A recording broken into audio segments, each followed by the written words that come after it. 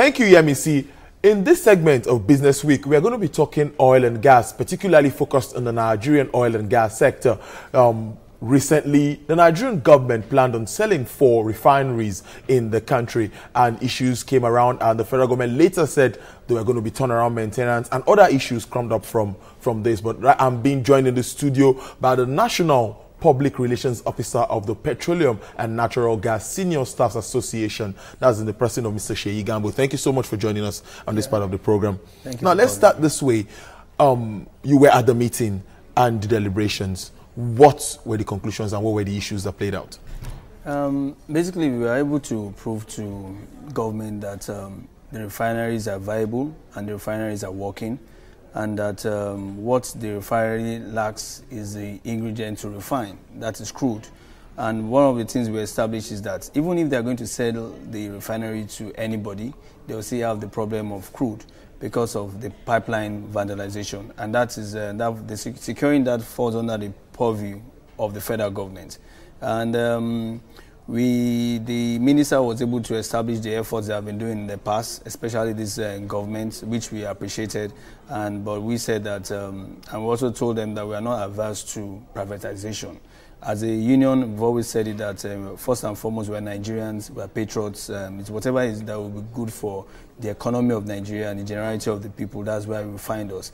And we have said that we don't mind privatizing the refinery. But what we have said is that we have to be sure of the model. We have to be sure that Nigerians or the entity called Nigeria is not a short change, because we have the model of the percentage sharing with Nigerian NLNG, you know, and we also brought to the fore what happened when Indorama EPCL was sold.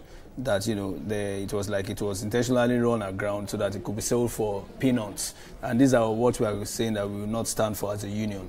And, you know, we are alive to our responsibility, and we said it is not going to be a repeat of what happened during the former president's time that was sold, that we just woke up and we noticed that these things were sold. Because even we are going to sell, we are going to make sure that you don't sell it, we are going to sell it to people that have capacity to run the refineries. As of today, there's no Nigerian company that I know of that can run these refineries. So we are going to be, what we are looking at the end of the day, look like collaboration between some people bring in their expertise. Maybe they take 40%, where the Nigerian public take 60%. And what we're saying that even how to raise the money, you can just go to the stock exchange. You know, you get Nigerians buy into it, and it is running. But as we said, nobody wants to invest in something that is not viable. No businessman wants to do that. So that's why we're asking that, who are the people that want to buy the refineries? If you are saying the refineries is comatose, if I say it's obsolete. So if we were to look at this now, the current production capacity of Nigerian refineries, can you give us a brief? Because I've spoken to some people, experts, and have told us that it's not like these refineries are in comatose. They just say they are not producing up to capacity. What capacity do we have? Now, there are two things. First and foremost is you have to look at what you call turnaround maintenance, which is a very holistic and more comprehensive, maintenance overall of the whole system from A to Z, and which has not been done for years. What we've been hearing is that government have actually been churning out money for these things, but between governments, those are the people in Abuja, and the refineries, the money don't get there. We've not had this turnaround maintenance for more than, for the past 5-6 years. So it has just been turnaround maintenance budgeted for it, but it's not coming down. But although the minister said they have actually made orders and they have done the scope. Scope is one of the prerequisites of doing a turnaround maintenance. But as you go back to your question, basically, collectively, the 4 refineries can do 445,000 barrels per day. Now, if you do your turnaround maintenance, you should be able to get something very close to that. But before TAM, which is turnaround maintenance, from the information available to me, Warri can do close to 80 before turnaround. Port Harcourt can do 65. That's before turnaround. But as I said, no matter what we say about the capability and what they can do, the outputs now, the major thing is still that refined.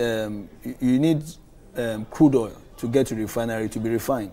And as it is now, crude oil are not getting to refineries. So, and that's what the question we are still begging to be answered, that the investors that are coming in, what are they going to do to make sure that crude oil gets to the refinery? In Warri, we try what you call oilage, marine oilage. That is from excavers, bringing oilage, instead of going through the pipelines, it comes through vessels, and we refined. So the major issue there is that crude oil is not getting to refineries. So now crude oil can't get to the refineries, but it's been exported and later been imported as finished product. To what we are not, I don't think we are benefiting from this. Yeah, the country it's just like what happened in the in the slave trade, where you take our cocoa, you take it to the factories abroad, and they now bring it to us as Bonvita. We pay more for it. What is happening is that is political will, and you can remember that I think where was the minister that she said that there's a cabal in the industry. So is the need is for the president. There's a need for the president to urgently look at the cabal in their eyes and say that, look, Nigeria has to run as long as we have this state. And I mean, that's one of the things we gave amnesty to the militants so that they will stop pipeline violation. But if you look at one of the trunk lines that Shell was was handling, and they are pulling out from, there's a time that about 160 points were being vandalized. 160 points. So what Shell was basically doing was repair the points. Within the next 3 weeks, they vandalize it again.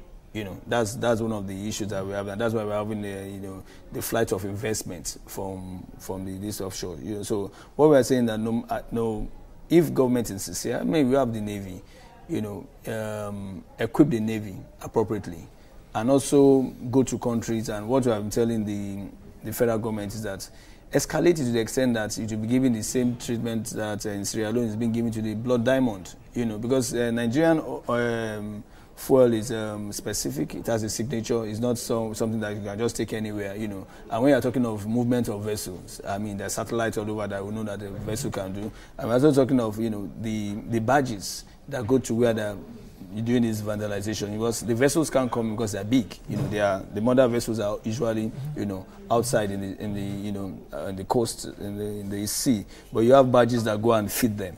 I mean, and what we have said that, and I've spoken to a lot of people in the security agencies, they say it's simple. Under 1 month, if government is sincere, if government is ready, under 1 month you can bring down, pipeline vandalization. Because as long as you stop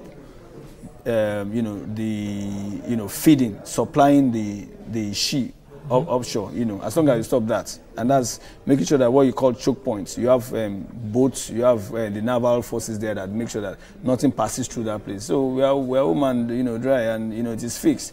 But somewhere there's a conspiracy against the Nigerian government, the Nigerian people, that this thing is not working, because it doesn't take much. I mean, with the kind of level of naval, the quality of naval people that we have, but as I said, they're not well equipped to man the shores of this country appropriately. Okay, almost finally now, the oil and gas sector in Nigeria has been dealt with a series of challenges. We know that you've mentioned some, the oil thefts and series of. What other challenges are we facing, and what do you think? What is Pengasan? Because you're a very, very strategic and important union when it comes to oil and when it comes to this sector, which is the mainstay of the Nigerian economy. What moves are you making to make sure that some of these things, some of these issues are addressed? Yeah, this is a sector that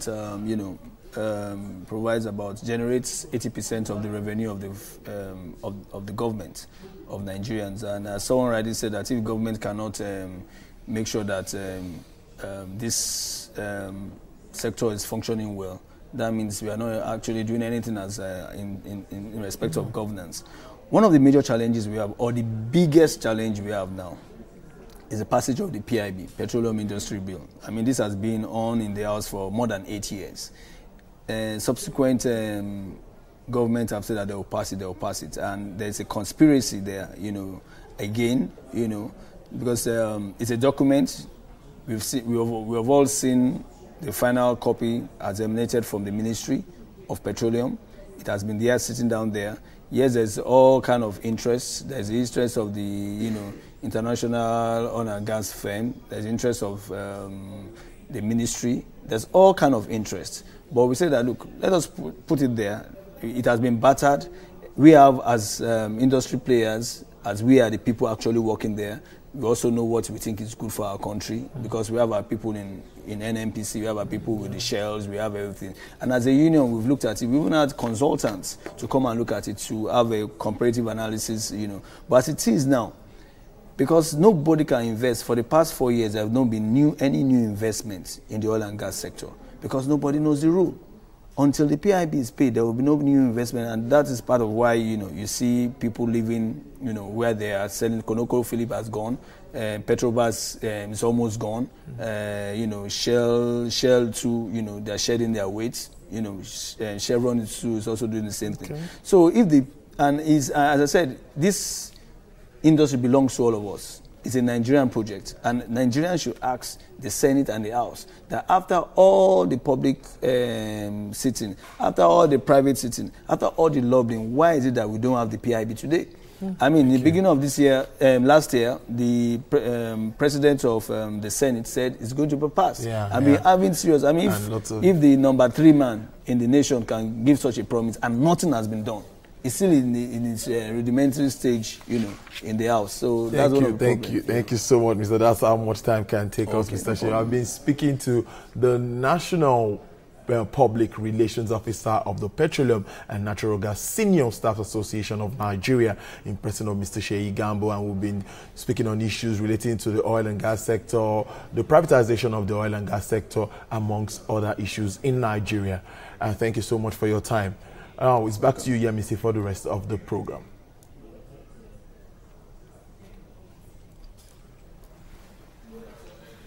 Oh, you good? Ah, thank you. At least we had like over 10 minutes. She? Yeah.